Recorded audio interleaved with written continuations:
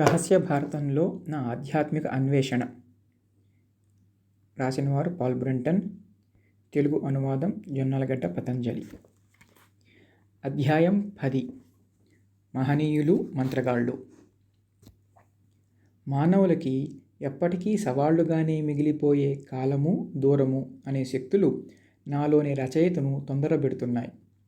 తూర్పు దిశగా సాగే ఈ యాత్రలో శరీరం వడివడిగా ప్రయాణిస్తూ ఉంటే నా మనసేమో విలువైన అనుభవాలను గ్రంథస్థం చేయటంలో మునిగి ఉంది. చిన్న చిన్న మాయలు చేసే ఫకీర్లు, వీధుల్లో చమత్కారాలు చేసే గారడివాళ్ళు అందరిలాగానే నాకు ఆసక్తి కలిగిస్తున్న మాట నిజమే. అయితే ఆ ఆసక్తి తాత్కాలికమనే చెప్పాలి. ఎందుకంటే తీవ్రమైన ఆలోచనతో మాత్రమే సాక్షాత్కరించే మానవ జీవిత రహస్యాల ఆవిష్కరణ ఇటువంటి ఫకీర్లు, గారడి వాళ్ళ వల్ల సాధ్యమవదని నాకు తెలుసు. అయినా ఇటువంటి వాళ్ళ కలయిక నా అనుభవాలకి వైవిధ్యాన్ని అందిస్తూ ఉండటం చేత నేను కూడా ఉత్సాహంగా వారిని పలకరిస్తూ ఉంటాను. నాకెదురైన అటువంటి కొందరు వ్యక్తుల గురించి కొద్దిగా వివరిస్తాను. మద్రాసు ప్రెసిడెన్సీ ఈశాన్య భాగంలో ఉన్న రాజమండ్రి అనే చిన్న పట్టణంలో నాకు కలిసిన ఒక మోసగాడు ముందుగా స్ఫురణకు వస్తున్నాడు. ఒకరోజు ఏ విధమైన లక్ష్యమూ లేకుండా కాలక్షేపం కోసం రాజమండ్రి పట్టణంలోని సన్నని ఇరుకైన వీధుల గుండా నడుస్తున్నాను. రెండు వైపులా మట్టిలో ఆడుకునే పిల్లలు, గడపల్లో కూర్చుని నన్ను ఆసక్తిగా చూసే వృద్ధులు, ఈగలు ముసురుతున్న ఆహార పదార్థాలు, ధాన్యము కుప్పలుగా పోసుకున్న వ్యాపారులు కనబడుతున్నారు. ఒకచోట దేవాలయంలా ఉన్న కట్టడం దగ్గర ఆగాను. భక్తుల నుంచి, కొత్తవారి నుంచి బిచ్చమడగటానికి చాలామంది భారతదేశాల నగరాలలో బిచ్చగాళ్ళు, వికలాంగులు, కుష్ఠరోగులు ఎక్కువగా దేవాలయాల వద్ద, రైల్వే స్టేషన్ల వద్ద చేరుతూ ఉంటారు. ఈ దేవాలయం వద్ద అలాగే చేరారు. నాకు కూడా లోపలికి వెళ్ళి అక్కడ పూజారుల సేవలు చూద్దామనిపించిన ఆ ఆలోచన విరమించి ముందుకు సాగాను. కొద్ది దూరం వెళ్ళాక యూరోపియన్ దుస్తులు ధరించి చేతిలో కొన్ని బైండు పుస్తకాలు పట్టుకున్న ఒక భారతీయ యువకుడు కనిపించాడు. మా చూపులు కలుసుకోవడమే తరువాయి పరిచయాలు పూర్తయ్యాయి. స్థానిక కళాశాలలో విద్యార్థిగా ఉన్న యువకుడు మంచి తెలివితేటలు, ఆకర్షణీయమైన వ్యక్తిత్వము ఉన్నవాడుగా గుర్తించాను. అంతేకాదు, ప్రాచీన సంస్కృతి సంప్రదాయాల గురించి అభిరుచి గల యువకుడు నాకు అవే అభిమాన విషయాలని చెప్పగానే విని ఎగిరి గెంతేశాడు.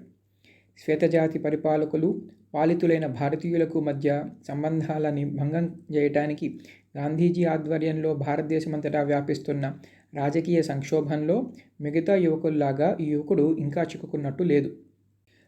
పరస్పర పరిచయాలయ్యాక ఒక అర్ధగంటలో ఆ యువకుడు నన్ను ఒక చిన్న మైదానంలోకి చేరిన జనసమూహం వద్దకు తీసుకువెళ్ళాడు. వారి మధ్యలో గొంతెత్తి పెద్దగా అరుస్తున్న ఒక వ్యక్తి కనిపించాడు. తనకున్న అద్భుత యోగశక్తుల గురించి ఆ వ్యక్తి వివరిస్తున్నాడని ఆ యువకుడు నాకు చెప్పాడు. తెల్లటి దుస్తులు ధరించి తననొక యోగిగా చెప్పుకుంటున్న ఆ వ్యక్తి చెప్పేవన్నీ అతిశయోక్తులని నాకు అనిపించింది. కానీ ధనరూపంలో తగినంత బహుమానం ఇస్తే మామిడి చెట్టుతో అద్భుతం చూపిస్తానని అతను అనగానే మిగిలిన కొందరు ప్రేక్షకుల్లాగా నేను కూడా కొన్ని నాణాలు అతని వైపు విసిరాను. ఆ వ్యక్తి ఒక పెద్ద మట్టి కుండ అతని ఎదురుగా పెట్టుకుని నేల మీద కూర్చున్నాడు. కుండ నిండా ఎర్రమట్టి నింపాడు. ఒక మామిడి టెక అందరికీ చూపించి దాని కుండలోని మట్టిలో పూడ్చిపెట్టాడు. తరువాత తన వద్దనున్న సంచిలో నుంచి ఒక పెద్ద గుడ్డ తీసుకుని తన కాళ్ల మీద, ముందున్న కుండ మీద వచ్చేటట్లుగా ఆ గుడ్డని కప్పాడు. తర్వాత చాలాసేపు పెద్ద గొంతుతో ఏవో మంత్రాలు వల్లిస్తూ కూర్చున్నాడు. అప్పుడు ఆ గుడ్డని మెల్లిగా తొలగించాడు. చిన్న చిగురుతో ఉన్న మామిడి మొక్క ప్రత్యక్షమైంది. మళ్ళీ ఆ గుడ్డని తన కాళ్ల మీదుగా ఆ కుండ మీద కప్పిన ఆ వ్యక్తి ఒక వేణువు తీసుకుని ఊదటం ప్రారంభించాడు. కొద్దిసేపు ఊది ఆ గుడ్డని మళ్ళీ తొలగించాడు.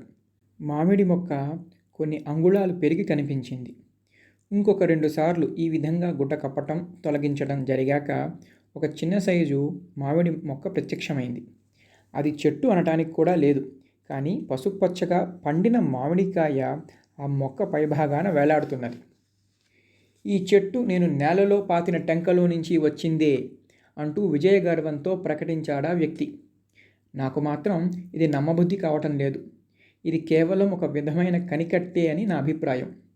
నాతో ఉన్న యువకుడు మాత్రం ఆ వ్యక్తి మహాయోగి, అటువంటి యోగులు నిజంగానే అద్భుతాలు చేయగలరు అంటూ వివరణ ఇచ్చాడు. నాకు తృప్తి కలగలేదు. తప్పకుండా ఆ వ్యక్తి ఒక ఇంద్రజాలికుడు మాత్రమే కానీ యోగి అయి ఉండడు. కానీ దీన్ని నిర్ధారించుకోవటం ఎలా? అందరిచే యోగిగా నమ్మబడ్డ ఆ వ్యక్తి తన సంచి మూసేసి తల మోకాళ్లపై ఆనించి జనమంతా వెళ్ళిపోవటాన్ని గమనిస్తున్నాడు. నాకు ఆలోచన వచ్చింది. ఆ యోగి ఒంటరిగా మిగలగానే అతన్ని సమీపించి ఒక 5 రూపాయల నోటు నా జేబులో నుంచి తీసి పట్టుకున్నాను. నాతో ఉన్న యువకుడితో, ఇదంతా ఎలా చేశాడో నాకు చూపిస్తే ఈ 5 రూపాయలు ఇస్తానని అతనికి చెప్పు అన్నాను. యువకుడు చెప్పింది విని ఆ యోగి దానికి అంగీకరించలేదు. కానీ అతని కళ్ళల్లోని ఆశని గమనించి, నేను 7 రూపాయలు ఇస్తానని చెప్పు అన్నాను. ఆ వ్యక్తి దీనికి అంగీకరించలేదు. అయితే ఇక చాలు, నమస్కారం పెట్టి వచ్చేయి ఆ యువకుడితో అంటూ నేను నెమ్మదిగా ముందుకు కదిలాను. కొద్ది క్షణాల్లోనే ఆ యోగి మమ్మల్ని వెనక్కి పిలిచాడు. ఒక 100 రూపాయలు ఇస్తే దొరగారికి అన్నీ వివరంగా చెప్తాను. లాభం లేదు, 7 రూపాయలు మాత్రమే.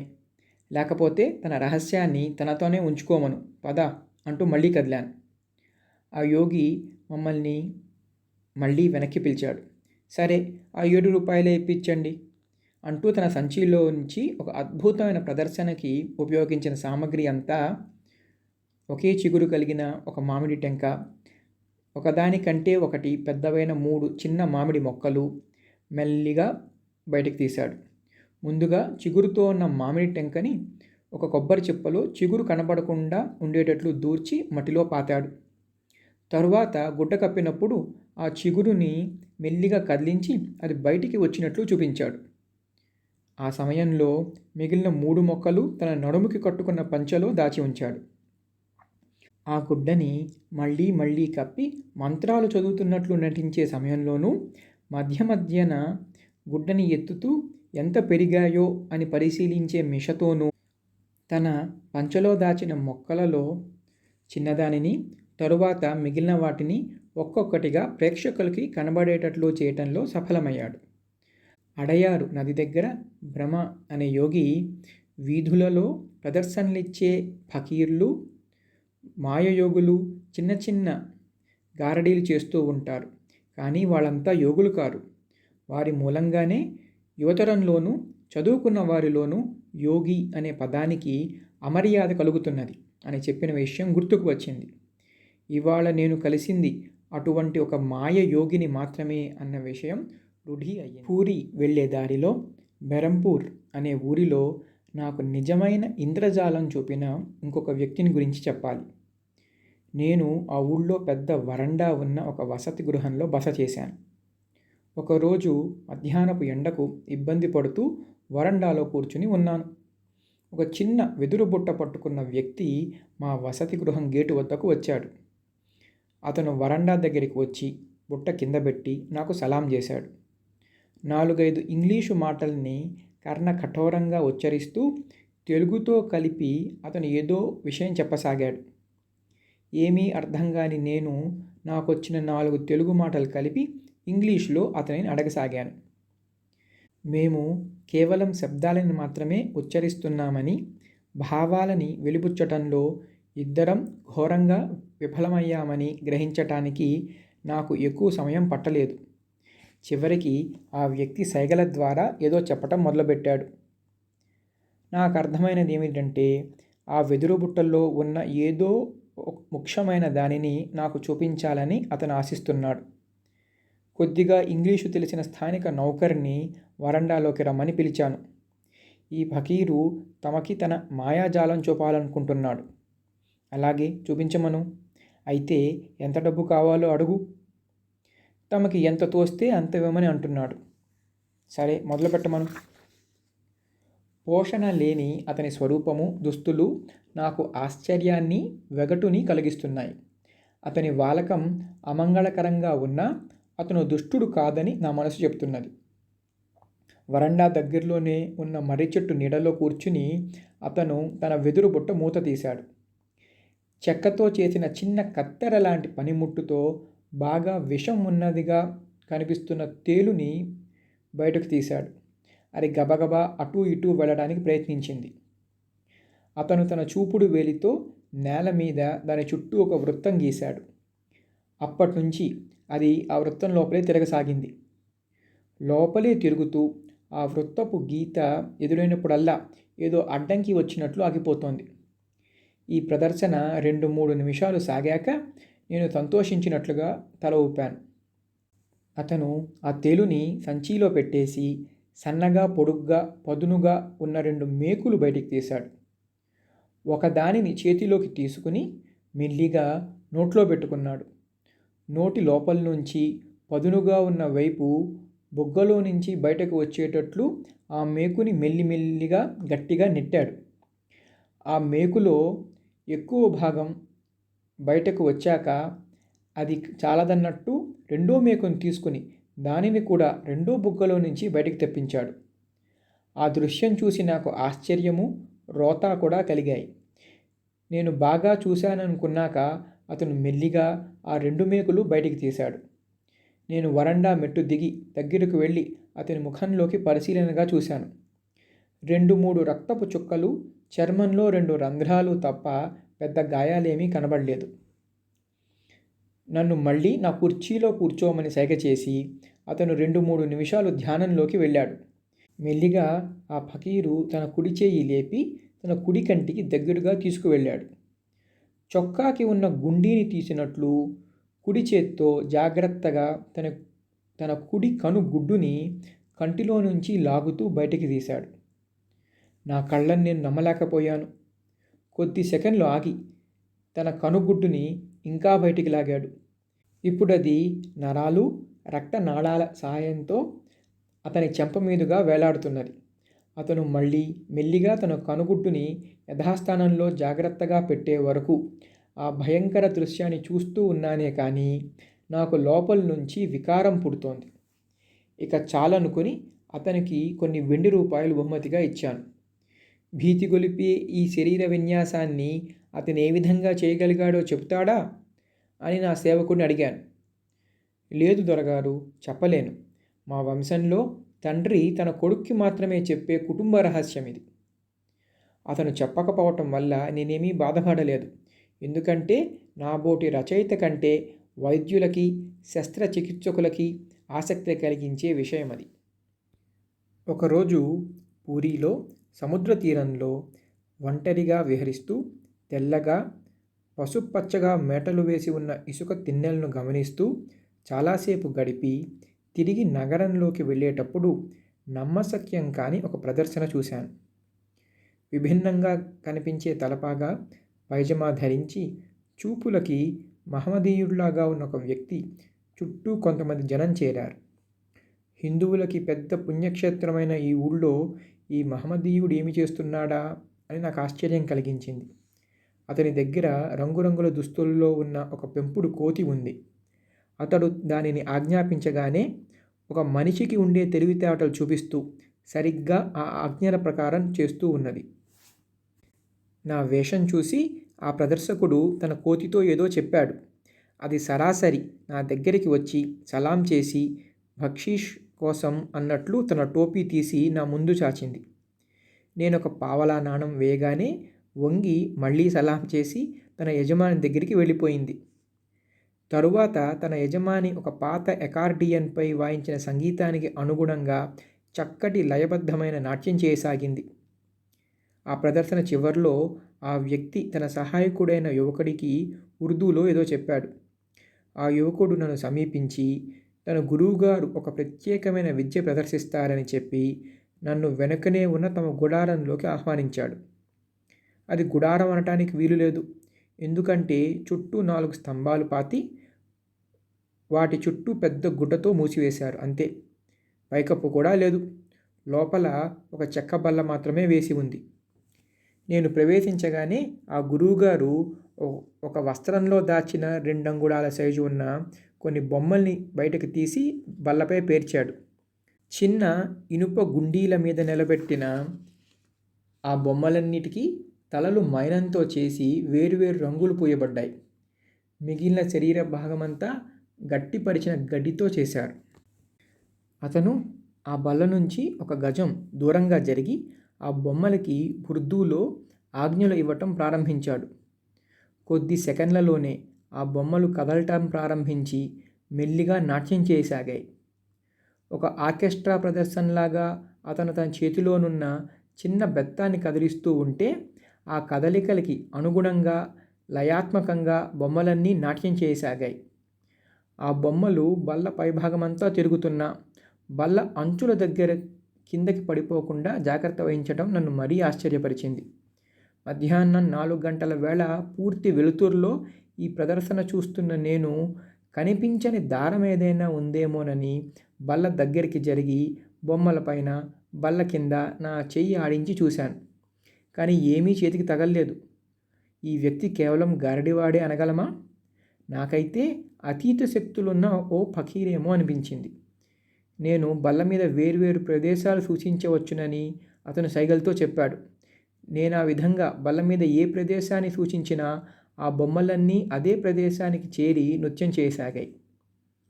తరువాత ఆ వ్యక్తి నాకు ₹1 నాణెం చూపించి నేను అటువంటి నాణాన్ని బల్ల మీద పెట్టాలని సూచించాడు. నేను ఆ విధంగానే నా జేబులోని వెండి ₹1 నాణాన్ని ఒకదాన్ని తీసి బల్ల మీద ఉంచాను. వెంటనే ఆ నాణెం కూడా నాట్యం చేయసాగింది. అలా చేస్తూ అవతలి చివరి వరకు పోయి అక్కడి నుంచి జారిపడి దొర్లుతూ పోయి ఫకీరు కాళ్ళ దగ్గర ఆగింది. దాన్ని తీసుకుని ఆ ఫకీరు నాకు సలాములు చేశాడు. ఇది కూడా ఒక అద్భుతమైన గారడి విద్యేనా లేక నిజమైన యోగశక్తి ప్రదర్శన? నేను తేల్చుకోలేకపోతున్నాను. నా ముఖంలోని సందేహం గమనించి ఆ ఫకీరు బయట నిలబడ్డ తన సహాయకుడిని పిలిచాడు. తన గురువు ద్వారా ఇంకా ఏమన్నా అద్భుతాలు చూడాలనుకుంటున్నావా అని అతను అడిగాడు. నేను అవును అని చెప్పగానే అక్కడే ఉన్న పాత అకార్డియన్ గురువుగారి చేతికిచ్చి నా వేలి ఉంగరాన్ని టేబుల్ మీద పెట్టమని చెప్పాడు. నేను అతను చెప్పినట్లే చేశాను. అడయారు యోగి భ్రమ నాకు వీడ్కోలు బహుమతిగా ఇచ్చిన ఉంగరం అది. ఫకీరు కొన్ని అడుగులు వెనుకకు వేసి ఉర్దూలో ఆజ్ఞలిస్తున్నాడు. తన ఎడమ చేతిలో అకార్డియన్ పట్టుకొని కుడి చేతితో నిర్దేశిస్తూ అతను చెప్తున్న ప్రతి మాటకు నా ఉంగరం పైకి ఎగిరిపడుతోంది. తరువాత ఫకీరు అకార్డియన్ వాయించడం మొదలుపెట్టాడు. ఆ సంగీతానికి అనుగుణంగా నా ఉంగరం నాట్యం చేయసాగింది. ఫకీరు ఉంగరాన్ని చేతితో తాకలేదు. కనీసం దాన్ని సమీపించనన్నా లేదు. ఈ అద్భుత విన్యాసాన్ని ఎలా నమ్మాలో నాకు అర్థం కావటం లేదు. జీవరహితమైన వస్తువుని మన మాటలకు అనుగుణంగా ప్రవర్తించేటట్లు చేయటం ఎలా సాధ్యం? ఆయన సహాయకుడు నా ఉంగరం నాకు ఇచ్చేశాడు. దానిపైన ఏ విధమైన గుర్తులు నాకు కనిపించలేదు. ఈసారి ఫకీరు తన గుడ్డ సంచిలో నుంచి ఒక ఇనుప ముక్కను తీశాడు. అది సుమారు 2 అంగుళాల పొడవు, 1/2 అంగుళం వెడల్పు ఉంది. దాన్ని బల్ల మీద పెట్టబోతుంటే దాన్ని నేను పరిశీలిస్తానని సహాయకుడి చెప్పాను. ఏ అభ్యంతరం పెట్టకుండా ఆ ఇనుప ముక్కను నా చేతికి అందించాడు. ఎంత పరిశీలనగా చూసినా దానిని పట్టుకుని ఉన్న దారాలేమీ నాకు కనిపించడం లేదు. బల్ల మీద కూడా ఏ విధమైన అనుమానాస్పద వస్తువులు లేవు. ఆ ఫకీరు తన 2 అరచేతులను 1 నిమిషం పాటు గట్టిగా రుద్దుకున్నాడు. కొద్దిగా వంగి తన 2 అరచేతులు ఆ ఇనుప ముక్కకి కొద్దిగా ఎత్తులో ఉంచాడు. ఆశ్చర్యకరంగా ఆ ఇనుప ముక్క అతని చేతుల వైపు జరగసాగింది. అతని చేతికి ఆ ఇనుప ముక్కకు మధ్య సుమారు 5 అంగుళాల దూరం ఉంది. మరోసారి ఆ ఇనుప ముక్కల్ని చూడాలని కోరాను. వెంటనే దాన్ని నా చేతికి అందించాడు. అది ఒక పాత ఇనుప ముక్క, అంతే. ఇదే విధమైన విన్యాసం ఒక చిన్న ఇనుప చాకుతో కూడా ఫకీరు చేసి చూపించాడు. ఈ అద్భుత శక్తుల ప్రదర్శనకి మంచి బహుమతి ఇచ్చి ఇది ఎలా సాధ్యపడింది అని అతన్ని అడిగాను. ఈ విషయం రహస్యంగా ఉంచుతానని మాట తీసుకుని అతడు ఇలా వివరించాడు. ఇనుములో ఉండే ఒక అసాధారణ మానసిక శక్తి వల్ల ఇది సాధ్యపడుతుందట. కఠోర సాధన వల్ల ఆయన ఇప్పుడు బంగారంతో చేసిన వస్తువులతో కూడా ఇలా చేయగల శక్తిని సాధించాడట. కంటికి కనిపించని సన్నని పొడవైన వెంట్రుకతో ఆ ఇనుప ముక్కను పట్టుకుని ఈ విద్యనేమన్నా ప్రదర్శించాడా అని అనుమానించాను. కానీ నా ఉంగరాన్ని నాట్యం చేయించేటప్పుడు ఫకీరు తన 2 చేతులతో అకార్డియన్ పట్టుకుని ఉన్నాడు కదా. అతని సహాయకుడు ఏమైనా చేశాడా అంటే అతడు గుడారం బయటే ఉన్నాడు. ఈ విషయం ఇంకా శోధించాలనుకుని మీరు చాలా తెలివైన నైపుణ్యం గల గారడివాళ్ళు అని ఆ ఫకీర్ని పొగిడాను. తాను ఒక గారడివాడినని అతను అంగీకరించలేదు. మరి మీరెవరు అని మళ్ళీ అడిగాను. నేను ఒక నిజమైన ఫకీరుని గర్వంగా అంటూ తన సహాయకుడి ద్వారా చెప్పించాడు. నేను సాధన చేసే విద్య పేరు చివర్లో అతను చెప్పిన ఉర్దూ మాటను నేను గ్రహించలేకపోయాను. ఇటువంటి విషయాల్లో నాకున్న ఆసక్తి గురించి ఆయనకు చెప్పాను. అవును, ఆ విషయం నువ్వు వచ్చి ప్రేక్షకులలో కలవక ముందే నేను గ్రహించాను. అందుకే నిన్ను గుడారంలోకి ఆహ్వానించాను అన్నాడాయన. నిజంగానా? అవును, నేనేదో దురాశ కొద్దీ ఈ ధనం సంపాదిస్తున్నాను అనుకోవద్దు. దివంగతులైన నా గురువుగారి సమాధి నిర్మాణానికి నాకు ఈ ధనం అవసరం. అంతే, దాన్ని నిర్మించే వరకు నేను విశ్రమించను. తన జీవితం గురించి మరింత వివరించమని ఆయనను వేడుకొన్నాను. సందేహిస్తూనే ఆయన దీనికి అంగీకరించాడు. నేను 13 ఏళ్ల బాలుడుగా ఉన్నప్పుడు నా తండ్రి గారి మేకల మందని కాచే బాధ్యత నాపై పడింది. ఒకరోజు ఒక సన్యాసి మా ఊరికి వచ్చాడు. బక్కపలుచని శరీరంతో ఎముకలన్నీ బయటికి కనిపిస్తూ ఉన్న ఆ సన్యాసి ఒకరోజు ఆశ్రయం, ఆహారం కోసం మా తండ్రిని అర్థించాడు. సాధువులనెప్పుడూ భక్తి శ్రద్ధలతో సేవించే మా తండ్రి వెంటనే అందుకు అంగీకరించాడు. ఆ విధంగా ఒకరోజు కోసం మా ఇంట చేరిన ఆ సన్యాసి మా తండ్రి చూపిన ఆదరం వల్ల ఆయన కోరిక మేరకు 1 సంవత్సర కాలం మా ఇంట్లోనే ఉన్నాడు. ఆయనకు అద్భుత శక్తులున్నాయని కొద్ది కాలంలోనే మేము గ్రహించాం. ఒకరోజు భోజనం చేసేటప్పుడు ఆయన చాలాసార్లు నా కేసి నిశితంగా చూశాడు. ఎందుకో నాకు అర్థం కాలేదు. మర్నాడు నేను మేకలు మేపే ప్రదేశానికి వచ్చి ఆయన నా పక్కనే కూర్చున్నాడు. బాబూ, నువ్వు ఫకీరు అవుదామనుకుంటున్నావా అని అడిగాడు. ఫకీరు జీవితం ఎలా ఉంటుందో కూడా తెలియని నేను ఆసక్తి కొద్దీ సరే అన్నాను. ఆ ఫకీరు నా తల్లిదండ్రులతో విషయం మాట్లాడి మరో 3 సంవత్సరాల తరువాత తాను తిరిగి వస్తానని, అప్పుడు తనతో కూడా నన్ను తీసుకువెళ్తానని చెప్పాడు. ఆ 3 సంవత్సరాల్లోనే నా తల్లిదండ్రులిద్దరూ మరణించారు. అందుకని ఆయనను అనుసరించడానికి నాకు ఏ అడ్డంకి లేకపోయింది. అప్పటినుంచి ఆయన గురువుగా, నేను శిష్యుడుగా గ్రామాలు తిరిగాం. ఈరోజు నేను చూపిన విద్యలన్నీ నిజంగా ఆయనవే. ఆయనే ఇవన్నీ నాకు నేర్పారు. ఈ విద్యలన్నీ తేలికగా నేర్చుకోగలమా అని అడిగాను. ఎన్నో సంవత్సరాల కఠోర సాధన ద్వారా మాత్రమే వీటిని సాధించగలం, నవ్వుతూ చెప్పాడా ఫకీరు. నాకెందుకో ఆయన చెప్పినదంతా నిజమేననిపించింది. ఇటువంటి కథనాలు సాధారణంగా నమ్మని నేను ఈ ఫకీరు విషయంలో మాత్రం నా సందేహ స్వభావాన్ని పక్కన పెట్టాను. ఇదంతా ఒక కళ అని అనుకుంటూ గుడారం నుంచి బయటకు వచ్చిన నాకు దగ్గరలోని కొబ్బరి చెట్ల మీద నుంచి వీస్తున్న చల్లని గాలి ఇదంతా భ్రమ కాదనే సందేశాన్ని తీసుకువచ్చింది. ఆ ఫకీరు ఏదైనా కనికట్టు చేశాడు అనుకున్నా ఆయన నిజాయితీని మాత్రం నేను శంకించలేను. కానీ ఏ విధమైన సంపర్కం లేకుండా జీవరహిత వస్తువులను తన ఇచ్ఛానుసారంగా కదిలించడాన్ని ఎలా అర్థం చేసుకోవాలి?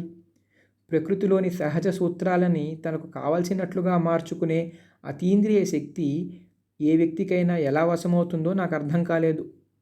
బహుశా ప్రకృతిలోని వివిధ విషయాల మీద మనకి ఉంది అనుకుంటున్నంత అవగాహన మనకి లేదేమోననిపిస్తోంది. లెక్కలేనన్ని దేవాలయాలు, ఆశ్రమాలు ఉన్న పూరీ నగరం భారతదేశ పవిత్ర నగరాలలో ఒకటి. ఈ నగరంలో ప్రత్యక్ష దైవంగా వెలిసిన జగన్నాథుని రథాన్ని సుమారు 2 మైళ్ళ దూరం లాగటానికి రథయాత్ర రోజులలో దేశమంతటి నుంచి యాత్రికులు అసంఖ్యాకంగా ఇక్కడికి వస్తారు. ఈ రథయాత్ర సమయంలోనే పూరీలోనే ఉన్న నాకు అక్కడకు వచ్చిన కొందరు పావన జీవనులని దగ్గర నుంచి పరిశీలించే అవకాశం కలిగింది. వారి ప్రభావంతో అటువంటి వారి గురించి నాకు ఇదివరకు ఉన్న వ్యతిరేక భావాల్ని మార్చుకోవలసి వచ్చింది. ఇంగ్లీషు భాషలో కొద్దిగా సంభాషించగల అటువంటి ఒక ఉత్కృష్టమైన వ్యక్తి 40 సంవత్సరాల వయసువాడు నాకు పరిచయమైనాడు. ఎప్పుడూ మెడలో రుద్రాక్షమాల ధరించి ఉండే ఆయన తానెప్పుడూ ఒక పుణ్యక్షేత్రం నుండి మరో పుణ్యక్షేత్రానికి, ఒక ఆశ్రమం నుండి మరో ఆశ్రమానికి వెళ్తూ ఉంటానని, ఆహారం కోసం భిక్ష అడుగుతూ ఈ విధంగా తూర్పు, దక్షిణ భారతదేశంలోని అన్ని పవిత్ర స్థలాలు దర్శించడం తన ఆశయమని చెప్పాడు. నేను చేసిన కొద్ది ధన సహాయానికి కృతజ్ఞతగా తన దగ్గర ఉన్న ఒక తమిళ ముద్రిత గ్రంథాన్ని నాకు చూపించాడు. బాగా వెలిసిపోయి రంగు కోల్పోయిన అట్టతో ఉన్న ఆ పుస్తకం సుమారు ఒక 100 సంవత్సరాల కిందటిదేమో అని నాకు అనిపించింది. చినిగిపోతున్న ఆ గ్రంథం పుటలలో ఉంచిన 2 బొమ్మలు జాగ్రత్తగా వేరు చేసి నాకు అందించాడాయన. సాహిత్య సౌధం అని నేను ప్రేమగా చెప్పుకునే మరో వ్యక్తితో నా పరిచయం జరిగిన విధం తలుచుకుంటే నాకు నవ్వు వస్తుంది. ఒకరోజు ఉమర్ ఖయాం రుబాయితులని చదువుకుంటూ ఇసుకలో కూర్చుని ఉన్నాను. మొదట్నుంచి నాకు రుబాయితులంటే చాలా ఇష్టం. అయితే ఒక పర్షియన్ స్నేహితుడు వాటి అంతరార్థాన్ని విడమర్చి చెప్పాక ఈ గీతాలు చదివేటప్పుడు కలిగే రసానందం రెట్టింపు అయిందని చెప్పగలను. ఆ పరవశత్వం వల్లనే ఆ సమయంలో నన్ను సమీపించిన వ్యక్తిని నేను గమనించలేదు.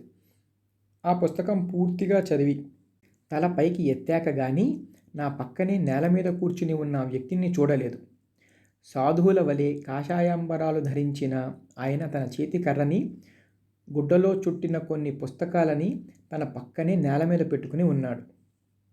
క్షమించాలి, నేను కూడా మీ సాహిత్య విద్యార్థినే అంటూ చక్కని ఆంగ్లంలో తనని పరిచయం చేసుకున్నాడతను.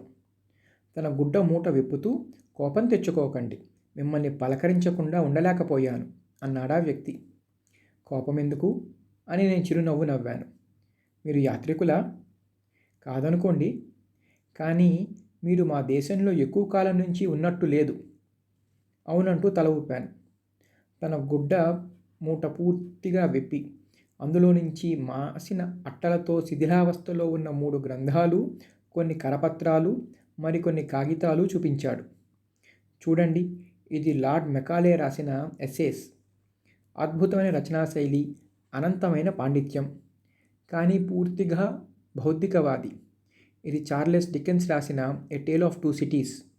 ఎంతో భావగర్భితము, మరెంతో కరుణారస ప్రదర్శన కాదంటారా? ఆ సాహిత్యాభిమాని తన మూట తిరిగి కట్టేసి, మీకు అభ్యంతరం లేకపోతే మీరు చదువుతున్న పుస్తకం ఏమిటో తెలుసుకోవచ్చా అని అడిగాను. నేను చదువుతున్న పుస్తకం ఖయ్యాం రాసినది. ఖయ్యామా? ఆయన గురించి నేను వినలేదే. మీ నవలా రచయితలలో ఆయనొకరా? కాదు, ఆయన ఒక కవి నవ్వుతూ చెప్పాను నేను. కొద్దిసేపు చూసి, మీకేమైనా సహాయం కావాలా అని నేను అడిగాను. నేను ధనం కోసం రాలేదు. నాకు పుస్తక పఠనం చాలా ఇష్టం. మీరేమన్నా పుస్తకం నాకు ఇవ్వగలరా? అలాగే, నేను బంగళాకి తిరిగి వెళ్ళేటప్పుడు నాతో కూడా వస్తే మీకు నచ్చే విక్టోరియన్ యుగ రచయితల పుస్తకం ఏదైనా ఇస్తాను. మీ దగ్గర ఉన్న ఆ 3వ పుస్తకం ఏమిటో నేను తెలుసుకోవచ్చా? లేదులేండి, అది మీకు ఆసక్తి కలిగించే గ్రంథం కాదు. కావచ్చు, కానీ దాని పేరేమిటి? పేరు తెలుసుకోవాల్సినంత గొప్పది కాదులేండి. నేనిస్తానన్న పుస్తకం కావాలని ఉందా? రెట్టిస్తూ అడిగాను. కావాలండి, మీరు బలవంతం చేస్తున్నారు కాబట్టి చెప్తున్నాను. అది mammonism and materialism, a study of the west అనే పుస్తకం. నేను దిగ్భ్రాంతి చెందినట్లు నటించాను. మీరు ఈ విధమైన సాహిత్యం చదువుతారా? ఊళ్ళోని ఓ వ్యాపారి దాన్ని నాకిచ్చాడు. క్షమాపణ కోరుతున్నట్లు తక్కువ స్వరంతో చెప్పాడతను. ఒకసారి నన్ను ఆ పుస్తకం చూడనియ్యండి. ఆ పుస్తకంలోని అధ్యాయాల పేర్లు చదువుతూ, అక్కడక్కడ ఓ పేజీ చదువుతూ మొత్తం పుస్తకం తిరగేశాను. తన పేరు వెనుక 2 డిగ్రీలు తగిలించుకున్న ఓ బెంగాలీ పెద్ద మనిషి ప్రసంగాలు పుస్తక రూపంలో ముద్రించబడి ఉన్నాయి. పుస్తకమంతా చెప్పదలుచుకున్న విషయంతో ఏ విధమైన ప్రత్యక్ష పరిచయం లేకుండా, యూరపు, అమెరికాలు అణగారిపోతున్న కార్మికులు, నీచమైన సుఖాలలో మునిగి ఉండే ధనవంతులైన పాలకులతో నిండి, బాధలు నిరాశలతో కుంగిపోతున్న నూతన నరకాలుగా వర్ణించబడి ఉంది. నేను ఆ పుస్తకాన్ని తిరిగిచ్చేస్తూ, ఈ పుస్తక రచయితతో మీరు ఏకీభవిస్తారా అని అడిగాను. కొద్దిగా మాత్రమే. ఏదో ఒకరోజు పాశ్చాత్య దేశాలకి వెళ్ళాలని నా ఆకాంక్ష. అప్పుడు స్వయంగా చూస్తాను. అక్కడ మీరు ఏం చేస్తారు? నా ఉపన్యాసాలతో అక్కడ ఉన్న ప్రజల అంధకారాన్ని తొలగించి కాంతిని నింపే ప్రయత్నం చేస్తాను. మీ దేశంలోని పెద్ద పెద్ద నగరాలలో మనోహరమైన ఉపన్యాసాలిచ్చిన స్వామి వివేకానందులు నాకు ఆదర్శం. కానీ చిన్న వయసులోనే ఆయన మరణించడంతో ఒక అద్భుతమైన భాషా ప్రవాహం ఆగిపోయింది. తన చూపుడు వేలు ఆకాశం వైపు చూపిస్తూ, విఖ్యాతుడైన మీ షేక్స్పియర్ చెప్పినట్లు పైన ఉన్న ఆ నాటకకర్త రంగమంతా సిద్ధం చేసి ఉంచుతాడు. ఈ మట్టిలో ప్రవేశిస్తూ, నిష్క్రమిస్తూ మన పాత్ర పోషించడం తప్ప మనం చేయగలిగినదేముంది అంటూ ముగించాడు. భారతదేశంలోని ఆధ్యాత్మికవేత్తలలో అనేక రకాల వాళ్ళు ఉన్నారని నా అన్వేషణలో నాకు అర్థమైంది. వీరిలో చాలామంది శక్తుల విషయంలోనూ, జ్ఞానం విషయంలోనూ బలహీనులైన సహజంగా మంచివారు, సహృదయులే. మిగిలిన వారు లౌకిక విషయాల్లో విఫలమైన వారు లేదా శ్రమ పడకుండా జీవించడానికి అలవాటు పడ్డవారును. ఇటువంటి వ్యక్తి ఒకరు నా దగ్గరికి వచ్చి బక్షీష్ కోసం నన్ను అర్థించాడు. పోషణ లేని జుట్టు, శరీరమంతా బూడిదతో ఆ వ్యక్తి చూడటానికే వెగటు కలిగేలా ఉన్నాడు. నేను ఎన్నిసార్లు పొమ్మని చెప్పినా వదలకుండా ఉన్న ఆ వ్యక్తి చివరకు తన దగ్గరున్న మట్టి కొట్టుకుపోయిన తులసి మాలని, దానికి చాలా శక్తులున్నాయనే మిషతో ఊహించలేనంత పెద్ద మొత్తానికి నాకు అమ్మజూపాడు. అది నాకు వద్దని నేను మెల్లిగా అతనిని సాగనంపాను. బహిరంగ ప్రదేశాలలో తమ శరీరాలని హింసించుకుంటూ దర్శనమిచ్చే మూర్ఖ సన్యాసులు కూడా కొన్ని చోట్ల నాకు కనిపించారు. తన చేతి గోళ్ళు అరగజం పొడవు పెరిగేదాకా దాన్ని దించకుండా ఎత్తి పట్టుకునే వారొకరైతే, ఒంటికాలి మీద సంవత్సరాలు తరబడి నిలబడే వింత వ్యక్తి మరొకరు. తమ ముందు పెట్టుకున్న భిక్షపాత్రలో పడే కొద్దిపాటి నాణాలను తప్పించి ఇటువంటి వారు ఏమీ ఆశించి ఇలా చేస్తున్నారో గ్రహించడం కష్టం. బహిరంగంగానే క్షుద్ర విద్యలు ప్రదర్శించే మంత్రగాళ్ళు గ్రామాలలో ఎక్కువగా కనిపిస్తారు. కొద్ది మొత్తం డబ్బు తీసుకుని మీ శత్రువుని గాయపరచడమో, ఇష్టం లేని భార్యని తొలగించేయడమో, మిమ్మల్ని వ్యతిరేకించే వారిని నయం కాని వ్యాధులకు గురిచేసి అడ్డు తొలగించటమో వీరు చేసి పెడతారు. ఇటువంటి దుష్టులైన మంత్రగాళ్ళు గురించి ఎన్నో ఆశ్చర్యకరమైన కథలు ఈ దేశంలో నా దృష్టికి వచ్చాయి. ఇటువంటి దుష్టులు కూడా తమని తాము యోగులమని, ఫకీర్లమని చెప్పుకొని ఆనందం, గౌరవం పొందుతూ ఉంటారు. సత్యాన్వేషణే శాశ్వతానందానికి దారి అంటూ సత్యాన్వేషణ పథంలో ఎన్నో సంవత్సరాలు వ్యర్థం చేసుకున్నవారు, అన్ని సుఖాలకు దూరంగా బాధామయమైన జీవితం గడిపేవారు, చుట్టూ ఉన్న సమాజాన్ని వెలివేసి తాము దూరంగా జరిగి ఏకాంతంగా కాలం గడిపేవారు ఎందరో మనకు ఈ దేశంలో తారసపడతారు. సత్యాన్వేషణకి వారు అవలంబించే కఠినమైన ఈ మార్గాలు సరైనవా లేదా అని మనం ప్రశ్నించగలం, కానీ ఈ సత్యాన్వేషణకి వారిని పురికొల్పే తీవ్రమైన కోరిక ఎలా మొదలవుతుందో మాత్రం గ్రహించలేము. పాశ్చాత్య దేశాలలో చాలామందికి ఇటువంటి అన్వేషణకి అసలు సమయమే ఉండదు. యథాతథ స్థితిని ఏ ప్రశ్నలు లేకుండా ఆమోదించే పొరపాటు చేయటానికి వారు చెప్పే కారణం, ఇది నా ఖండంలోని ప్రజలందరూ చేస్తున్న పొరపాటే. లోకంలో చాలామంది జీవిత పరమావధి గురించి ఒక క్షణం కూడా ఆలోచించకుండా వివిధ లౌకిక విషయాలపై ఆసక్తి ప్రదర్శిస్తూ ఏ ఒక్క విషయంపైన మనసు పూర్తిగా లగ్నం చేయరు. వీరికంటే జీవిత పరమార్థాన్ని తెలుసుకోవటానికి తమ జీవితాలనే అర్పణ చేసే కొద్ది మందికి మాత్రమే ప్రపంచం ఎదుర్కొంటున్న సవాళ్ల గురించి ఎక్కువ అవగాహన ఉండటంలో ఆశ్చర్యమేముంది. పూర్వం ఒక పాశ్చాత్యుడు నాకంటే భిన్నమైన ఆశయంతో పంజాబులో ప్రవేశించాడు. ఆయనే జగద్విఖ్యాతుడైన అలెగ్జాండర్ ద గ్రేట్. అయితే ఇక్కడ ఆయన కలిసిన కొందరు యోగుల ప్రభావం ఎంత తీవ్రమైనదంటే, ఆయన తన అసలు ఆశయమైన జగద్విజయం సంగతి వదిలేసి తన ఆశయానికి పూర్తిగా భిన్నమైన వేదాంతం వైపు దృష్టి మళ్లించాడు. భారతదేశపు మునులు, యోగులతో సుదీర్ఘ సమాలోచనలు, సంభాషణలు జరిపిన ఆ మెసిడోనియన్ చక్రవర్తి మరికొన్ని సంవత్సరాలు వారి సహచర్యంలోనే గడిపి ఉంటే తన నూతన సిద్ధాంతాలతో పాశ్చాత్య దేశాల ఆలోచన సరళిని గొప్పగా ప్రభావితం చేసి ఉండేవాడేమో అని నాకు అనిపిస్తుంది.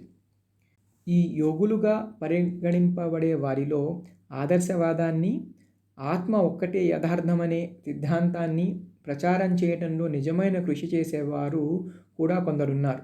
అలాగే చాలామంది కుహనా యోగులు ఉన్నారు.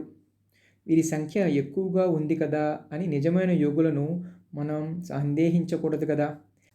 రకరకాలైన వీరి వ్యక్తిత్వాలలో తేడాలు గమనించకుండా పొగడ్తలు కానీ ఖండనలు కానీ కురిపించటం వివేకమనిపించుకోదు. ఆవేశంతో ఊగిపోతూ పరాన్నభుక్కులైన ఈ సాధువులని అంతం చేస్తే తప్ప ఈ దేశం బాగుపడదు అని నాతో చెప్పిన కొందరు యువ విద్యార్థుల ఆవేదన అర్థం చేసుకోదగినదే. అలాగే ఈ సాధువులను గురించి శ్రద్ధ తీసుకోకపోతే భారతీయ సమాజానికి మిగిలేది శూన్యమే అంటూ దేశమంతటా వయసు మీరిన వాళ్ళు ఆందోళన చెందటం కూడా గమనించాను. ఈ దేశంలోని సాధువుల వల్ల ఏ విధమైన ఆర్థిక లాభాలు కనబడవు. అందుకని ఆధునిక యుగపు ఆర్థిక ఒత్తిళ్ల నేపథ్యంలో భారతీయ సమాజంలో ఈ సాధువుల పాత్ర గురించి కొన్ని కొత్త సమీకరణలు చర్చించబడుతున్నాయి. చాలా గ్రామాలు, పట్టణాలలో నిరక్షరాస్యులు, అమాయకులు అయిన ప్రజలు మత సంబంధమైన కార్యక్రమాలు, జాతరలలో తండోపతండాలుగా పాల్గొంటారు. సమాజంలో గొప్పవారిని తమ అధిక ప్రసంగంతోనూ భిక్షాటనతోనూ ఇబ్బంది పెట్టే ఈ సాధువుల పాత్ర తల్లులు తమ చిన్న బిడ్డలను జడిపించటానికి, సముదాయించటానికి మాత్రమే పరిమితమవుతున్నది. సమాజం నుంచి తాము స్వీకరిస్తున్న దానికి ప్రతిఫలంగా సమాజానికి ఏమీ ఇవ్వని వీరు ఒక విధంగా సమాజానికి భారంగానే పరిగణించాల్సి ఉంటుంది. అదే సమయంలో మంచి పదవులు వదులుకొని తమ ఆస్తులన్నిటినీ సమాజపరం చేసి దైవాన్వేషణలో మునిగిపోయే నిజమైన ఆధ్యాత్మిక వాదులు ఇక్కడ ఉన్నారు. సచ్చీలత, వ్యక్తిగత ఔన్నత్యము పరిగణిస్తే తమను, తమ తోటివారిని ఉద్ధరించటానికి ఈ ఆధ్యాత్మిక వాదులు సమాజం నుంచి స్వీకరించే ప్రతి చిన్న సహాయము కూడా సదుపయోగమైనట్లే. మాయ యోగులైనా కానీ, నిజమైన ఆధ్యాత్మిక వాదులైనా కానీ వారి అసలు స్వరూపం తెలుసుకోవాలంటే వాళ్ళు ప్రదర్శించే బాహ్యాడంబరాలని ఛేదించాల్సిందే. నేను పాత కలకత్తాలో జనసమర్థమైన వీధులలో నడుస్తున్నానే కానీ హుగ్లీ స్టేషన్లో ఈ ఉదయం చూసిన దారుణ దృశ్యం నన్ను కలచివేస్తూనే ఉంది. నిన్న రాత్రి మా రైలు దట్టమైన అడవి గుండా వస్తున్నప్పుడు పట్టాలపై పడుకున్న ఒక చిరుతపులిని ఢీకొట్టింది. పాపం, ఆ నిర్భాగ్య జంతువు శరీర భాగాలు ముక్కలై రైలు ముందు భాగాన పొద్దుటి వరకు వేలాడుతూనే ఉన్నాయి. అయితే ఈ ప్రయాణంలో నా అన్వేషణకి ఉపకరించే సమాచారం కొంత లభించింది. భారతదేశంలోని అతి ముఖ్యమైన నగరాలకి వెళ్ళే రైళ్లు కిక్కిరిసి ఉంటాయి. నేను పై తరగతి టికెట్టు కొనటం వలన బెర్తు సంపాదించగలిగాను. ఇక్కడ రైలు ప్రయాణికులందరూ తమ సొంత విషయాలు ఎంత బహిరంగంగా చర్చించుకుంటారంటే వద్దనుకున్న కొద్దిసేపట్లోనే అందరి వివరాలు మనకి అవగతమవుతాయి. నేను ఎక్కిన రైలు పెట్టెలో నల్లని లాంగు కోటు, తెల్లని పైజమా ధరించిన ఒక మహమ్మదీయుడు, పశ్చిమ భారతానికి చెందిన ఒక మహారాష్ట్రీయుడు, బంగారు రంగు తలపాగాతో ఒక మార్వాడీ వడ్డీ వ్యాపారి, దక్షిణ భారతదేశపు ఒక లావుపాటి న్యాయవాది కూడా ఉన్నారు. ఇదే రైలులో 3వ తరగతి పెట్టెలలో ప్రయాణిస్తూ ప్రతి స్టేషన్లోనూ వచ్చి వీరి అవసరాల గురించి కనుక్కుని వెళ్తున్న సేవకుల్ని బట్టి వీరందరూ బాగా ధనవంతులని అర్థమవుతున్నది. బోగిలోని మహమ్మదీయుడు మెల్లిగా నిద్రలోకి జారుకున్నాడు. మరాఠీ పెద్ద మనిషి మార్వాడీ వడ్డీ వ్యాపారితో మాటలు కలిపాడు. బ్రాహ్మణ న్యాయవాది ఇప్పుడే రైలు ఎక్కాడు కాబట్టి ఇంకా సర్దుకోలేదు. నాకేమో ఎవరితోనన్నా మాట్లాడాలని ఉంది. కానీ ప్రాగ్ పశ్చిమాల మధ్య అంతరం నన్ను మిగతా వారి నుంచి వేరు చేస్తోంది. ఇంతలో ఆ న్యాయవాది శ్రీరామకృష్ణుల జీవితం అని పెద్ద అక్షరాలతో రాసి ఉన్న పుస్తకం తీసి చదవటం మొదలుపెట్టాడు. ఇదే అవకాశంగా నేను ఆయనతో మాటలు కలిపాను. భారతదేశపు ఋషి పరంపరలో రామకృష్ణులే చివరివారు అని ఇదివరలో ఒకరు నాతో చెప్పిన విషయం గుర్తుకు వచ్చింది. ఆ విషయం గురించి ప్రశ్నించగానే ఆయన కూడా సంతోషంగా స్పందించాడు. మేము అత్యున్నతమైన ఆధ్యాత్మిక విషయాల నుంచి అతి సామాన్యమైన గృహ విషయాల వరకు మాట్లాడుకున్నాం. రామకృష్ణుల పేరు ఉచ్చరించినప్పుడల్లా ఆయన గొంతులో మార్దవము, ఆయన కళ్ళలో కాంతి ప్రత్యక్షమవటం నేను గమనించాను. ఆయనకి ఒక గురువుగారు ఉన్నారని, ఆ గురువుగారు రామకృష్ణుల శిష్యులలో ఇంకా జీవించి ఉన్న 2-3 ఒకరని ఆ న్యాయవాదితో జరిపిన 2 గంటల సంభాషణలో నేను గ్రహించాను. సుమారు 80 సంవత్సరాల వయసున్న ఆ గురువుగారు కలకత్తా నగరంలోనే ఉంటారట. అడగగానే ఆ గురువుగారి చిరునామా ఇచ్చాడా న్యాయవాది. ఆయనను చూడాలనే కోరిక తప్ప మీకింకే పరిచయ పత్రము అక్కర్లేదు అని ఆయన చెప్పాడు. ఆయన మాస్టర్ మహాశయులనే ఆ గురువుగారి ఇంటి కోసమే నేను ప్రస్తుతం కలకత్తా నగర వీధుల్లో తిరుగుతున్నాను. పెద్ద ఆవరణలో ఉన్న ఆ పాత ఇంటిని కనుక్కుని సన్నని మెట్లు ఎక్కి మొదటి అంతస్తులో ఉన్న ఒక చిన్న గదిలో ప్రవేశించాను. ఒక యువకుడు నన్ను సమీపించి కింది అంతస్తులో ఉన్న తమ గురువుగారు వచ్చేదాకా వేచి ఉండమని చెప్పాడు. ఒక దీపము, కొన్ని పుస్తకాలు, కాగితాలు, 2 దివాన్లు తప్ప ఆ గదిలో వేరే వస్తువులు లేవు. కొద్ది నిమిషాలలోనే ఒక వృద్ధుడు మెల్లిగా మెట్లెక్కి గదిలో ప్రవేశించాడు. బట్టతల, పొడవైన గడ్డము, తెల్లని మీసాలతో ఆయన బైబిల్లోని ఒక గౌరవనీయమైన పాత్ర రూపుదాల్చిందా అన్నట్లు కనిపిస్తున్నాడు. ఆయనే మాస్టర్ మహాశయులని ఎవ్వరూ చెప్పాల్సిన అవసరం లేకపోయింది. ఆయన ఒక దివానుపై కూర్చుని మెల్లిగా నా వైపు తిరిగారు. ఆయన సాన్నిధ్యంలో నా వ్యక్తిత్వంలో భాగంగా మారిన తృణీకరణ భావము, హాస్య ప్రవృత్తి, వేషభావము, సందేహ స్వభావము అన్నీ అణగారిపోయినట్లు అనిపించింది. భగవంతునిలో దృఢ విశ్వాసము, ప్రవర్తనలో నిబద్ధత ఆయన వ్యక్తిత్వంలోనూ రూపంలోనూ ప్రతిఫలిస్తున్నాయి. ఆయన చక్కని ఉచ్చారణతో ఆంగ్లంలో "మీకు స్వాగతం" అంటూ తన దివాన్పై వచ్చి కూర్చోమని నన్ను పిలిచారు. నా చేతిని కొద్దిసేపు పట్టుకున్నారు. నా గురించి పరిచయం చేసుకుని నా రాకలోని ఆంతర్యాన్ని తెలియపరిచాను. అంతా విని నా చేతిని ప్రేమగా నిమురుతూ ఇలా అన్నారు: "ఒక గొప్ప శక్తి నిన్ను భారతదేశానికి రమ్మని ప్రేరేపించి నీకు మా దేశంలోని యోగి పుంగువులతో సాన్నిహిత్యం కల్పిస్తున్నది. దీని పరమార్థమేమిటో భవిష్యత్తులో బయటపడుతుంది. నువ్వు కొద్దిగా ఓపిక పట్టాలి." "మీ గురువుగారైన రామకృష్ణుల గురించి ఏమైనా చెప్పగలరా?" అని అడిగాను. "నాకు అత్యంత ప్రీతిపాత్రమైన విషయాన్ని నువ్వు ప్రస్తావించావు. ఆయన మమ్మల్ని వదిలి అర్ధ శతాబ్ది దాటిన ఆయన జ్ఞాపకాలు ఇప్పటికీ నా మనసులో తాజా సువాసనలు వెదజల్లుతున్నాయి. నాకు 27 సంవత్సరాల వయసులో ఆయనకి చేరువైన నేను ఆయన జీవితంలోని చివరి 5 సంవత్సరాలు ఆయన సాంగత్యంలోనే గడిపాను. దానితో నా జీవిత దృక్పథమే మారిపోయింది. తనను దర్శించిన వారందరికీ గొప్ప ఆధ్యాత్మిక అనుభవాలు పంచారాయన. పూర్తిగా బౌద్ధికవాదులైన వారు కూడా ఆయన ముందు మోగపోయేవారు. ఆత్మప్రధానవాదంలో నమ్మకం లేని అటువంటి వ్యక్తులు ఆధ్యాత్మికతకి అంత గౌరవం ఎలా ఇవ్వగలిగారు?" ఆశ్చర్యంగా అడిగాను. చిరునవ్వుతో మహాశయులు ఇలా అన్నారు: "2 వ్యక్తులు మిరియాల పొడిని రుచి చూశారనుకుందాం. ఒకతనికి దాని పేరేమిటో తెలియదు. ఇదివరకు ఎప్పుడూ మిరియాల్ని చూడలేదు కూడాను. రెండో వ్యక్తికి మిరియాల గురించి తెలుసు. అతను వెంటనే గుర్తుపట్టాడు. ఇప్పుడు చెప్పు, ఇద్దరికీ మిరియాల పొడి ఒకే రకమైన అనుభూతిని కలిగించిందా లేదా? ఇద్దరికీ నాలుక మండుతుందా లేదా? అదేవిధంగా రామకృష్ణుల ఆధ్యాత్మిక వైభవం గురించి ఈ బౌద్ధికవాదుల అజ్ఞానం ఆయన నుంచి ప్రసరించే ఆధ్యాత్మిక ప్రవాహాన్ని వారు అనుభవించకుండా ఆపలేకపోయింది. అలా అయితే ఆయన నిజంగా ఒక అద్భుత ఆధ్యాత్మిక మహనీయుడై ఉండాలి. నా ఉద్దేశంలో అయితే అంతకంటే ఎక్కువే. రామకృష్ణులు చాలా సాధారణమైన వ్యక్తి. తన పేరు కూడా రాయలేని నిరక్షరాస్యులు కూడా. తన వేషభాషలలో అత్యంత సాధారణంగా ఉండేవారు. కానీ భారతదేశంలోని అత్యున్నత విద్యావంతులు, నాగరికులు ఆయనను ఆరాధించేవారు.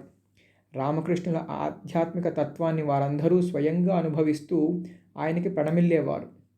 భగవత్తత్వం ముందు మన అతిశయము, సంపదలు, భోగభాగ్యాలు, పదవులు అన్నీ కూడా అల్పమైనవేనని ఆయన బోధించారు. మేమెంత అద్భుతమైన రోజులు ఆయనతో గడిపామో కదా. ఒక్కోసారి ఆయన ధ్యానంలోకి వెళ్ళిపోతే ఆయన దైవస్వరూపమే తప్ప మానవ మాతృడు కాదని మాకు అనిపించేది. మరో ఆశ్చర్యం ఏమిటంటే కేవలం చిన్న స్పర్శ ద్వారా ఆయన ఈ విధమైన భావాతీత స్థితిని తన శిష్యులకు కూడా కల్పించగలిగేవారు. ఈ విధంగా ఆ శిష్యులు కూడా దైవలీలా ప్రభావం స్వయంగా అనుభవించగలిగేవారు. రామకృష్ణులు నన్ను ఎలా ప్రభావితం చేశారో చెప్పమంటారా? నేను పాశ్చాత్య పద్ధతుల్లో విద్యాభ్యసించాను. నేను ఒక గొప్ప మేధావిననే అహంభావం కలిగి ఉండేవాణ్ణి. ఇంగ్లీషు, చరిత్ర, రాజకీయ, ఆర్థిక శాస్త్రాలలో ఆచార్యుడిగా కలకత్తాలోని వివిధ కళాశాలల్లో పనిచేశాను. కలకత్తా నుంచి కొద్ది మైళ్ళు ఎగువన నదీ ఒడ్డున దక్షిణేశ్వర్ ఆలయంలో రామకృష్ణులు ఉండేవారు. వసంతకాలంలో ఒకరోజు తన ఆధ్యాత్మిక అనుభవాలు చిన్న చిన్న మాటలతో ఆయన వర్ణించి చెప్పటం నేను విన్నాను. ఆయనతో వాదించుదామని ప్రయత్నించాను. కానీ మాటలలో వర్ణించలేని ఆనందం ఆయన సాన్నిధ్యంలో లభించడంతో నా నోరు పెగలలేదు. తరువాత ఆ దైవస్వరూపుణ్ణి మళ్ళీ మళ్ళీ దర్శించుకున్నాను. ఒకరోజు ఆయన నవ్వుతూ ఒక నెమలికి ఒకరోజు 4 గంటలకి నల్లమందు తినిపించాను. మర్నాడు సరిగ్గా అదే సమయానికి నల్లమందు కోసం నెమలి మళ్ళీ వచ్చింది అన్నారు. అది నిజమే. రామకృష్ణుల సాన్నిధ్యంలో నేను అనుభవించిన ఆత్మానందం ఇదివరకెప్పుడూ అనుభవించలేదు మరి. ఆ విధంగా సాధారణ దర్శకుడి నుంచి రామకృష్ణుల ఆంతరంగికులలో ఒకడినయ్యాను. ఒకరోజు గురువుగారిలా అన్నారు, నీ కళ్ళు, ముఖ కవళికలు చూస్తుంటే నీవు ఒక యోగివనిపిస్తోంది. అందుకని ఏ పని చేస్తున్నా నీ మనసుని దేవుని మీదే లగ్నం చేయి. భార్య, పిల్లలు, తల్లిదండ్రులు అందరూ నీ సొంత మనుషులే అని వారితో గడుపుతూ ఉండు. అయితే తాబేలు గనుక నీటిలో ఈదుతున్నంతసేపు దాని దృష్టి ఒడ్డున ఉన్న తను పెట్టిన గుడ్ల మీదే ఉన్నట్లు సంసారంలో అన్ని పనులు చేస్తూ కూడా నీ మనసు దైవంపై నిలిపి ఉంచు. మా గురువుగారు మరణించిన తరువాత నా తోటి శిష్యులు సంసారాలు త్యజించి కాషాయ వస్త్రాలు ధరించి రామకృష్ణుల వాణిని దేశమంతటా ప్రచారం చేయడానికి ఉద్యమించిన నేను మాత్రం విద్యాలయంలో నా వృత్తిని వదలలేదు. సంసారంలో ఉంటున్నా ఈ ప్రపంచంతో సంబంధం లేకుండా ఉన్నానని నిరూపించుకోవటానికి ఒక్కొక్కప్పుడు అర్ధరాత్రి వేళ వెళ్ళి సెనేట్ హౌస్ వరండాలో పడుకున్న అభాగ్యుల మధ్య చేరి నిద్రపోయేవాణ్ణి. ఆ విధంగా నాదంటూ ఏమీ ఉంచుకోలేదనే భావన కలిగేది. రామకృష్ణులు మరణించిన భారతదేశం నలుమూలల ఆయన ఆంతరంగిక శిష్యుల మార్గదర్శకత్వంలో సామాజిక, వైద్య, విద్యా, వితరణ రంగాలలో ప్రారంభించి అమలు చేస్తున్న ఎన్నో నిర్మాణాత్మక కార్యక్రమాలు మనకు కనిపిస్తాయి. అయితే ఆ అద్భుత శక్తి ప్రభావం వల్ల మార్పు చెందిన ఎన్నో హృదయాలు, జీవితాలు మన దృష్టికి రావు. ఆయన ప్రవచనాలు బెంగాలీలో రాసుకునే అదృష్టం నాకు కలిగింది. అవన్నీ పుస్తకాల రూపంలో బెంగాల్లో ప్రతి ఇంట్లోనూ ప్రవేశించాయి. అంతేకాదు భారతదేశమంతటా వ్యాపించి ఉన్నాయి. దీనిని బట్టి రామకృష్ణుల ప్రభావం ఎంత విశ్వవ్యాప్తమైనదో నీకు తెలుస్తుంది. ఇంతవరకు చెప్పి ఆగిన మహాశయుల ముఖంలోకి చూస్తుంటే ఆయన పొందుతున్న గౌరవ మర్యాదలకు కారణం ఆయనలో మూర్తీభవించిన మంచితనం, ధర్మనిష్ట, పవిత్రత, నిజాయితీ వంటి సద్గుణాలే అని ఎవరికైనా అర్థమవుతుంది. తన జీవితమంతా కూడా మనస్సాక్షికి అనుగుణంగానే నడుచుకున్న మహనీయుడు ఆయన. కేవలం విశ్వాసం మీదే జీవించడం కాకుండా హేతువుని, మేధని కూడా సంతృప్తిపరచాలనుకునే వారితో శ్రీరామకృష్ణులు ఏమనేవారో తెలుసుకోవచ్చా? మెల్లిగా ప్రశ్నించాను. అటువంటి వారిని ప్రార్థన చేయమని ఆయన చెప్పి ఉండేవారు. ప్రార్థన ఎంతో శక్తివంతమైనది. ఆధ్యాత్మికంగా ఉన్నతులైన వారిని తమ వద్దకు పంపమని ఆయన మనస్ఫూర్తిగా భగవంతుని ప్రార్థించారు. తరువాత కాలంలో ఆయన శిష్యులు, అనుచరులు అయిన వారంతా అప్పటి నుంచే ఆయన వద్దకు రావటం ప్రారంభించారు. అసలు ఎప్పుడూ ప్రార్థన చేయని వారి సంగతి ఏమిటి? ప్రార్థన అనేది చివరి అస్త్రం అన్నమాట. మానవ మేధ సాధించలేని దానిని కూడా ప్రార్థనతో సాధించవచ్చు. ప్రార్థన నా తత్వానికి సరిపడదు అనేవారికి మీరేం చెప్తారు? అటువంటి వారిని ఆత్మానందాన్ని అనుభవించిన నిజమైన యోగులను తరచు కలుస్తూ ఉండమంటాను. అలా తరచుగా కలవటం వల్ల అంతర్గతంగా దాగి ఉన్న ఆధ్యాత్మిక అనుభూతి బహిర్గతమవుతుంది. గొప్ప భగవద్భక్తులు మన మనస్సుల్ని, ఆకాంక్షలన్నీ భగవంతుని వైపు మళ్లించే శక్తి కలిగి ఉండటమే కాక ఆధ్యాత్మిక అనుభవాల కోసం మనల్ని ప్రేరేపించగలరు. అందుకని అటువంటి సద్గురువుల సాంగత్యం సన్మార్గానికి మొదటి మెట్టు అని రామకృష్ణులు తరచూ చెబుతూ ఉండేవారు. మేము ఈ విధంగా చర్చించుకుంటూ ఉండగానే సాయంత్రమైంది. ఒక్కొక్కరుగా మహాశయుల శిష్యులు, అనుచరుల రాకతో ఆ గది నిండిపోయింది. వారి గురువుగారి నోటి నుండి వెలువడే ప్రతి మాటను వారు ఎంతో శ్రద్ధతో వింటున్నారు. నేను కూడా ప్రతిరోజు రాత్రి అయ్యేసరికి అక్కడికి చేరేవాడిని. మహాశయుల ప్రవచనాలు వినటం కంటే కూడా వారి సాన్నిధ్యంలో లభించే ఆధ్యాత్మిక అనుభూతి నన్ను ఎక్కువగా ఆకర్షించేది. ఆయన అంతర్గతంగా అనుభవిస్తున్న బ్రహ్మానందం ఆయన ముఖంలో స్ఫుటంగా ద్యోతకమయ్యేది. ఆయన ప్రవచనాలు నేను మర్చిపోతానేమో కానీ ఆయన వ్యక్తిత్వ ఔన్నత్యాన్ని మాత్రం మరువలేను. రామకృష్ణుల ఉదాత్త వ్యక్తిత్వం ఎలా మహాశయులను తన వద్దకు రప్పించుకున్నదో అదేవిధంగా మహాశయుల వ్యక్తిత్వం నన్ను పలుమార్లు ఆయన వద్దకు వెళ్ళేటట్లు చేసింది. నేను వారిని కలిసిన చివరి రోజు వారి పక్కనే దివాన్ మీద కూర్చుని ఎన్నో గంటల సేపు వారితో మాట్లాడాను. కాలం ఎలా గడిచిందో కూడా తెలియలేదు. బాగా పొద్దుపోయాక ఆయన నా చేయి పట్టుకుని వారి మేడ మీది వరండాలోకి తీసుకువెళ్ళారు. చుట్టూ వెన్నెల. ఆకాశంలోని పూర్ణ చంద్రుణ్ణి చూస్తూ మహాశయులు మౌనంగా ప్రార్థించారు. నా వైపు తిరిగి తన చేతిని నా శిరస్సు మీద ఉంచి ఆశీర్వదించారు. ఆ దైవాంశ సంభూతుడికి వినయంగా ప్రణమిల్లాను. నా కర్తవ్యం ముగిసింది. భగవంతుడు నిర్దేశించిన పనులన్నీ నిర్వర్తించి ఈ దేహం నిష్క్రమించడానికి సిద్ధంగా ఉంది. నా ఆశీర్వాదాలు స్వీకరించు అని మెల్లిగా అన్నారు. వారి నుంచి వీడ్కోలు తీసుకున్నాక కూడా ఆయన మాటలు నా ఆలోచనా తరంగాల్ని ఉత్తేజపరుస్తూనే ఉన్నాయి. నిద్ర గురించి పట్టించుకోకుండా అలా కలకత్తా వీధుల్లో తిరుగుతూనే ఉన్నాను. ఒక మసీదు దగ్గర అల్లాహు అక్బర్ అనే ప్రార్థన బిగ్గరగా వినబడితే తిరిగి ఈ లోకంలోకి వచ్చాను. ఇప్పటి వరకు ఆధ్యాత్మికత గురించి నాకున్న సందేహ శృంఖలాలను ఛేదించి మత విషయాలలో నాకు దృఢ నమ్మకం కలిగించిన వారు మాస్టర్ మహాశయులే అని నిస్సందేహంగా చెప్పగలను. వైద్యశాస్త్రంలో వాళ్ళు డిగ్రీలు సంపాదించి కలకత్తాలోని ఒక వైద్యశాలలో పనిచేస్తూ 6,000కు పైగా శస్త్రచికిత్సలు చేసి ఎంతో ఖ్యాతి గడించిన డాక్టర్ బంధోపాధ్యాయ గారితో నాకు పరిచయమైంది. మానవ శరీరంపై యోగశాస్త్ర ప్రభావం గురించి నేను నేర్చుకున్న విషయాలు ఆయనతో చర్చిస్తూ ఉంటే చాలా ఆనందంగా ఉండేది. ఆయన శాస్త్రీయ దృక్పథము, శరీర నిర్మాణ శాస్త్రంలో ఆయనకున్న అభినివేశము యోగశాస్త్రాన్ని గురించి తార్కికంగా చర్చించడంలో సహాయపడేవి. యోగం గురించి నువ్వు చెప్పేదంతా కొత్తగా ఉంది. ఎందుకంటే యోగా గురించి నాకు అసలు ఏమీ తెలియదు. ఈ మధ్యే కలకత్తా నుంచి వచ్చిన నరసింగస్వామిని తప్ప నేనింతవరకు యోగులెవరినీ కలవలేదు కూడా ఒకరోజు అన్నాడాయన. ఆ నరసింగస్వామి ఎవరు? ఎక్కడ ఉంటారు? నువ్వు ఆయనని కలవలేవు. బహుశా మీరిద్దరూ కలుసుకోకూడదని రాసిపెట్టి ఉన్నదేమో. ఎవరు చెప్పగలరు? ఆ నరసింగస్వామి ఓ మెరుపులా కలకత్తాకు వచ్చాడు. ఇక్కడ పెద్ద దుమారమే లేపాడు. మళ్ళీ వచ్చినంత త్వరగా వెళ్ళిపోయాడు. ఎక్కడికి వెళ్ళాడో కూడా తెలియదు. దేశంలోని మారుమూల ప్రాంతాలకెక్కడికో వెళ్ళి ఉంటాడని నా ఊహ.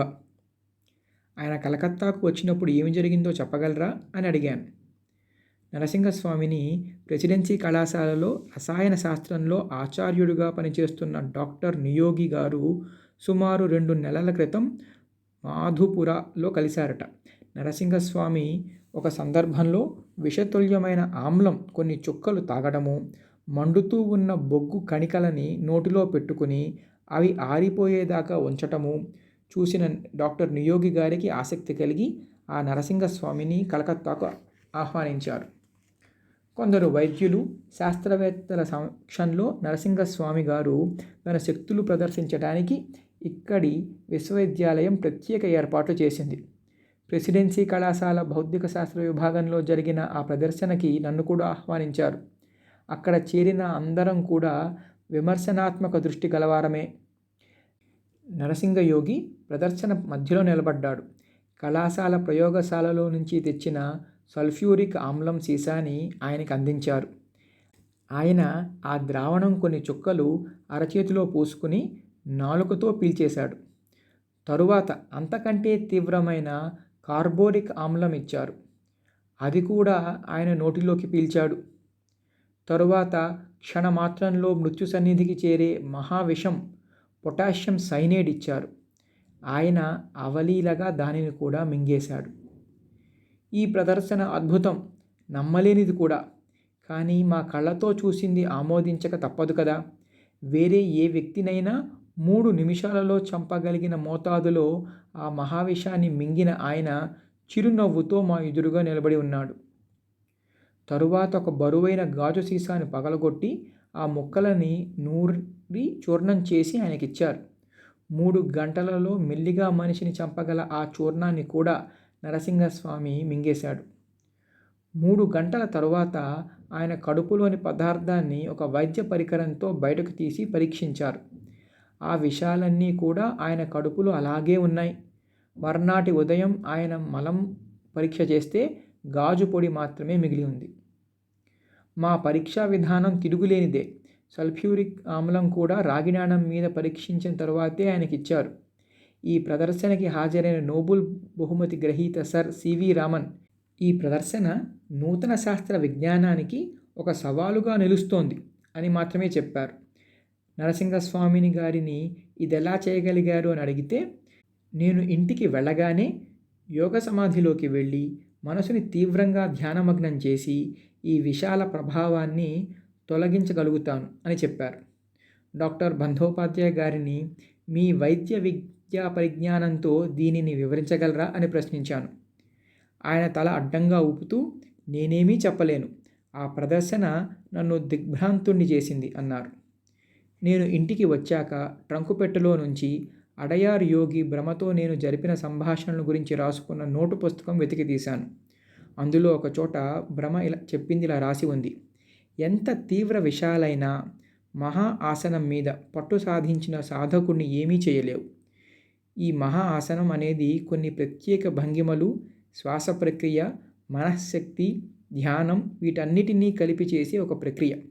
మా సాంప్రదాయం ప్రకారం ఈ సాధన వల్ల విషంతో కూడిన ఏ పదార్థానైనా ఏ ఇబ్బంది లేకుండా జీర్ణించుకోగల శక్తి వస్తుంది. అయితే ఇది చాలా క్లిష్టమైన ప్రక్రియ.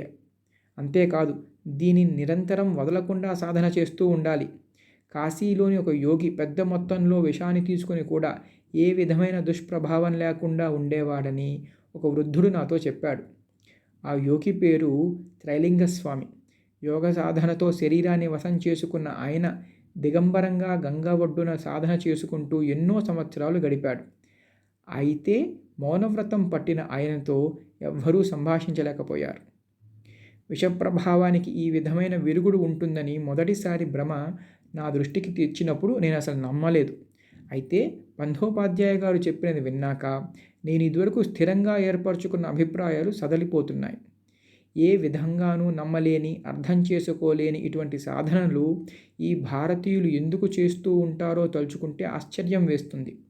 పాశ్చాత్యులు వేల సంఖ్యలో చేసే ప్రయోగాల ద్వారా తెలుసుకోలేని ఎన్నో రహస్యాలు ఈ భారతీయ యోగులు ఎప్పుడో సాధించినట్లున్నారు. 10వ అధ్యాయం మహనీయులు మంత్రగాళ్ళు ఇంతటితో సమాప్తం.